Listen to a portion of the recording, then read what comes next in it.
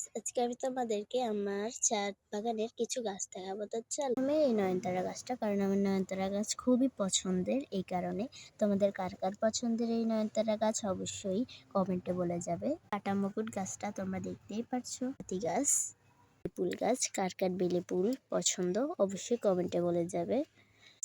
কিনা অবশ্যই কমেন্টে কিন্তু বলে যাবে। গাঁদা ফুল গাছ, যেটা আমার খুবই প্রিয় একটা গাছ, বাট এখনো যাতে করে ছোট, এর জন্য এখনো ফুল ফোটেনি। যখন এটা বড় হবে, কলি দেবে, ফুল ফুটবে, তখন অবশ্যই তোমাদের সাথে আমি শেয়ার করব।